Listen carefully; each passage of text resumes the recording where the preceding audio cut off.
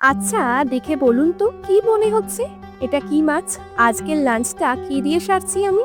এটা একটু বড় সাইজের আমোদি মাছ। বানিয়েছিলাম আজ আমোদি মাছের তেল ঝাল। বাজার থেকে কিনে আনা মাছগুলোকে প্রথমে পরিষ্কার জলে ভালো করে ধুয়ে নুন হলুদ মাখিয়ে নিয়েছি। এরপর কড়াইতে তেল দিয়ে তেল গরম হয়ে আসলে একে একে মাছগুলোকে দিয়ে মাছটা ভালো করে ভেজে নিয়েছি। আমোদি মাছের মাথাগুলো চেষ্টা করবেন বাদ দিয়ে খাওয়ার, কারণ শুনেছি এদের মাথায় নাকি পাথর থাকে। এরপর একটি বাটিতে মশলার একটা পেস্ট বানিয়ে নিয়েছি। বেশ অনেকটা গ্রেটেড আদা, হলুদ গুঁড়ো, জিরে গুঁড়ো, লঙ্কা গুঁড়ো, নুন আর একটু জল দিয়ে মশলার মিক্সটা বানিয়ে নিয়েছি।